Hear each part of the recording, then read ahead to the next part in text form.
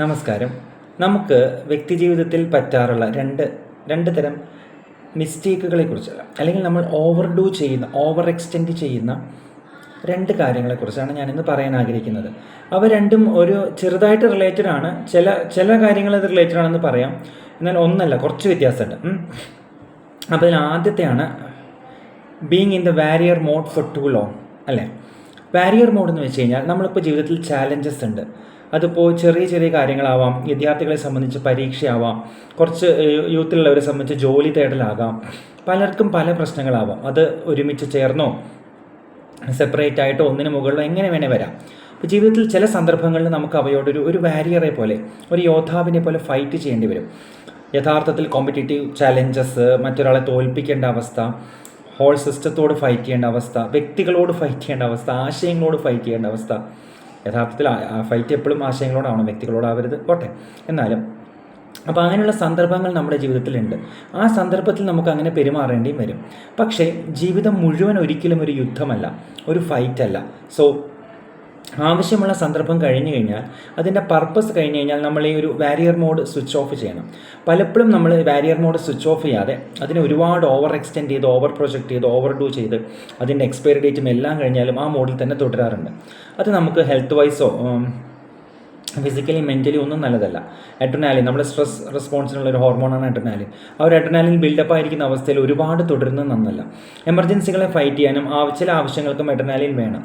പക്ഷേ അത് കഴിഞ്ഞാൽ പിന്നെ സ്ഥിരമായിട്ട് അഡ്രിനാലിൻ ബിൽഡപ്പ് സ്ട്രെസ് കൊണ്ടോ വേറെ എന്തെങ്കിലും കാരണം കൊണ്ടോ അങ്ങനെ നിൽക്കുന്നത് നന്നല്ല. സോ വാരിയർ മോഡിനെ നിർത്തേണ്ടടുത്ത് നിർത്താൻ പറ്റണം. ആവശ്യമില്ലാതെ തുടങ്ങരുത്. വേണ്ട സമയങ്ങളിൽ ഇത് യൂസ് ചെയ്യുക, ആവശ്യം കഴിഞ്ഞാൽ താഴെ വയ്ക്കുക. ജീവിതം ഒരു യുദ്ധമല്ല. ജീവിതത്തിൽ യുദ്ധം ചെയ്യേണ്ട സന്ദർഭങ്ങൾ വരും, അവിടെ അത് ചെയ്യണം. ആ സന്ദർഭങ്ങളെ മനസ്സിലാക്കുകയും അവിടെ നമ്മൾ നമ്മുടെ കഴിവിൻ്റെ പരമാവധി ഉപയോഗിച്ച് ഫൈറ്റ് ചെയ്യുകയും വേണം, യൂസിങ് ഫെയർ മീൻസ്. പക്ഷേ അത് കഴിഞ്ഞാൽ when the war is over, we must realize that it's over and we must switch off the barrier mode. നമ്മൾ കാർ ഓടിക്കുമ്പോൾ അങ്ങനെയല്ല, നമുക്ക് പല ഗിയറുകളുണ്ട്. ചില സമയങ്ങളിൽ ഫസ്റ്റ് ഗിയറാണ് വേണ്ടത്, സ്ട്രോങ്ങസ്റ്റ് ഗിയർ. സ്റ്റാർട്ട് ചെയ്യാനും മൂവ് ചെയ്ത് തുടങ്ങാനും, ബ്ലോക്കുകൾ പോലെ ചില സ്ഥലങ്ങളിലും വലിയ കയറ്റങ്ങൾ കയറാനൊക്കെ നമുക്ക് ലോവർ ഗിയേഴ്സ് വേണ്ടി വരും. അത് വേണ്ട സ്ഥലത്ത് അത് ഉപയോഗിക്കുക തന്നെ വേണം. എന്നാൽ ആ ഒരു സ്റ്റേജ് കഴിഞ്ഞാൽ നമ്മൾ ഹയർ ഗിയേഴ്സിലേക്ക്, 3rd, 4th, 5th ഒക്കെ പോയിട്ട് കംഫർട്ടബിളായിട്ട് ഓടിക്കണം. ഡ്രൈവ് ചെയ്യുന്ന ആൾക്കാർക്ക് വ്യക്തമായിട്ട് മനസ്സിലാവും. 5th ഗിയറിൽ പോകേണ്ട സ്ഥലത്ത് നമ്മൾ 3rd, 2nd പോയാൽ വെറും പവർ ബേസ് സ്റ്റേജാണ്, അത് കാറിന് ഒട്ടും നല്ലതല്ല. അതുപോലെ ഫസ്റ്റ് ഗിയറിൽ പോകേണ്ട സ്ഥലങ്ങളിൽ ഹയർ ഗിയേഴ്സ് പോയി കഴിഞ്ഞാൽ അതും അപകടത്തിലേക്ക് നയിക്കും, അതും നന്നല്ല. സോ അത് വേണ്ട രീതിയിൽ നമ്മൾ കുറച്ച് ഡ്രൈവ് ചെയ്യുമ്പോൾ നമുക്ക് അറിയാം എവിടെയാണ് ഫസ്റ്റ് ഗിയർ ഇടേണ്ടത്, എവിടെയാണ് ഹയർ ഗിയേഴ്സിലേക്ക് പോകേണ്ടതെന്നൊക്കെ.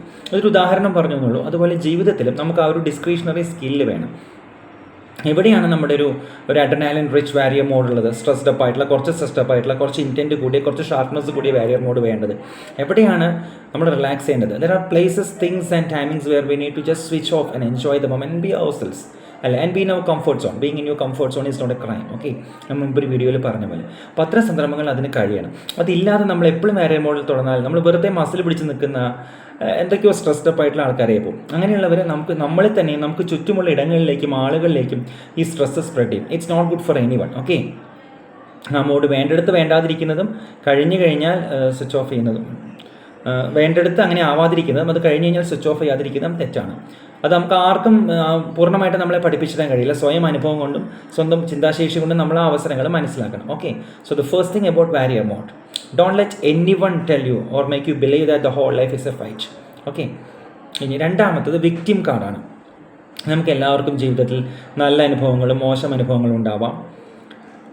അപ്പോൾ അതിൽ എത്രത്തോളം എങ്ങനെ വരുന്നു എന്നുള്ളത് വേരിയബിൾ ആയിരിക്കാം. Some people may have more of good experiences and some people may have more of bad experiences and many a times it's due to our perception only. പോട്ടെ, ഇനി പെർസെപ്ഷൻ പാർട്ട് മാറ്റിയാൽ തന്നെയും ശരിക്കും മോശമായ കാര്യങ്ങൾ പല കാരണം കൊണ്ട് വരാം.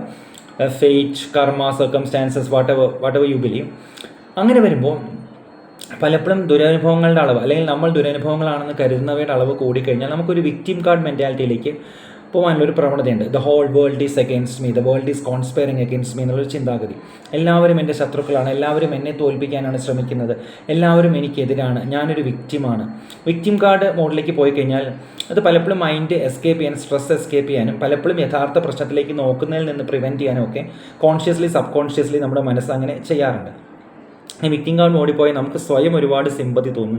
മറ്റുള്ളവർ പലപ്പോഴും നമ്മളോട് സിമ്പതി കാണിക്കും. ഈ സിമ്പതി എന്ന് പറയുന്നത് നമുക്ക് വളരെ താല്പര്യമുള്ളൊരു കാര്യമാണ്, അറ്റൻഷൻ, സിമ്പതി തുടങ്ങിയ കാര്യങ്ങളൊക്കെ. ഇത് ചില എക്സ്ട്രീം സ്ട്രെസ്സിൻ്റെ കേസിൽ കുറച്ച് നാളത്തേക്ക് അതിനെ ടൈഡ് ഓവർ ചെയ്യാൻ ഈ വിക്ടിം കാർഡ് മോഡ് ചിലപ്പോൾ സഹായിച്ചേക്കും.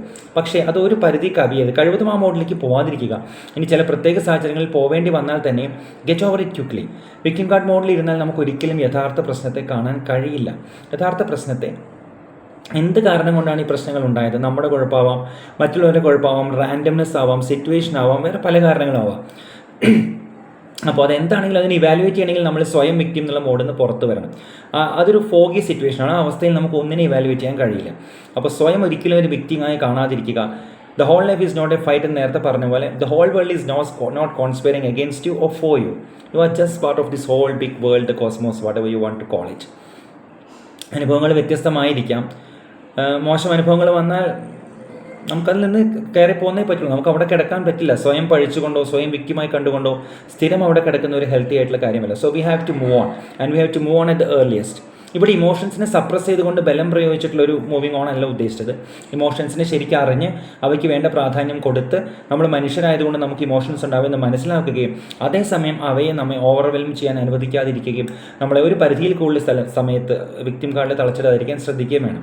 ഇത് ഫൈനായിട്ടുള്ള കാര്യങ്ങളാണ്. പക്ഷേ നമ്മുടെ ജീവിതത്തിലേക്കും നമുക്ക് ചുറ്റുമുള്ളവരുടെ ജീവിതത്തിലേക്കും നോക്കിക്കഴിഞ്ഞാൽ ഈ ബാരിയർ മോഡിൽപ്പെട്ട് കഷ്ടപ്പെടുന്നവരും കഷ്ടപ്പെടുത്തുന്നവരും സ്വയം വിക്ടിം കാർഡ് മോഡിൽപ്പെട്ട് സ്വയം ശപിച്ചും എല്ലാം കഴിയുന്നവരെല്ലാം കാണാം. പല കാര്യങ്ങളിലുണ്ട്. യുവാക്കളിലെ പ്രണയത്തിലും പലപ്പോഴും കാണാറുണ്ട്.